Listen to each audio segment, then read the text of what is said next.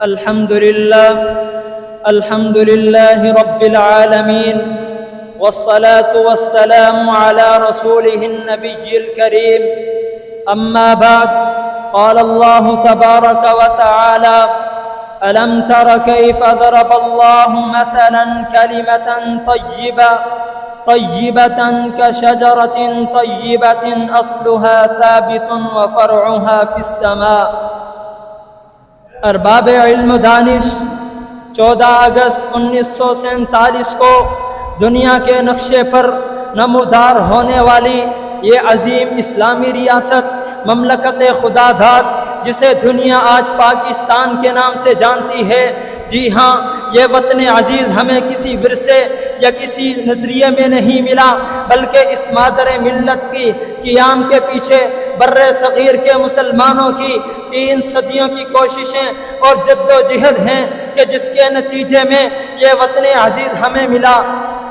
میرے وطن عزیز کے غیور جوانوں، آج پاکستانی دنیا بھر میں بسنے والے پاکستانی یوم پاکستان کا 77واں یوم آزادی منا رہے ہیں۔ جی ہاں، قیام پاکستان کے وقت جب بر صغیر کے مسلمانوں نے دیکھا کہ ہندوستان میں مسلمانوں پر طرح طرح کے ظلم ڈھائے جا رہے ہیں اور ان کی حق تلفی کی جا رہی ہے اور تمام تر معاملات میں انہیں پس پش ڈالا جا رہا ہے، تو مسلمانان بر صغیر نے قائد ملت قائد اعظم محمد علی جناح اور علامہ اقبال رحمہم اللہ کی قیادت کے اندر قیام پاکستان کے لیے ایک الگ پلیٹ فارم تشکیل دیا۔ پھر پاکستان کے لیے اٹھنے والی اس تحریک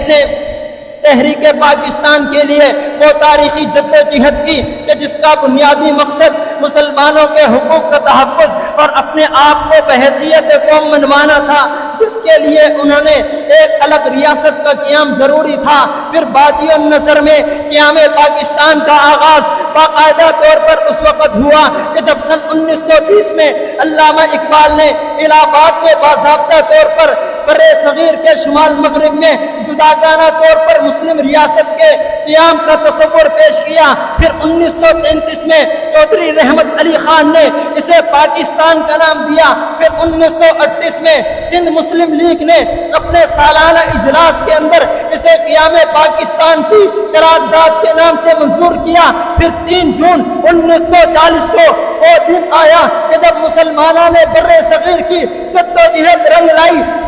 اور برطانیہ کے آخری وائس چانسلر نے قائد ملت قائد اعظم محمد علی جناح کے ہمراہ خطاب کیا اور بر صغیر کے مسلمانوں کی تاریخ ساتھ جد و جہد رنگ لائی کہ جس کے نتیجے کے اندر قیام پاکستان کا خواب شرمندہ تعبیر ہوا۔ اس کے بعد قائد ملت نے اس قوم کے بنیادی مقاصد بیان کرتے ہوئے ارشاد فرمایا تھا کہ اس مملکت خدا داد کے اندر اسلامی اور قانونی نفاذ اسلامی اور جمہوری نظام کو نافذ کیا جائے اور اس ملک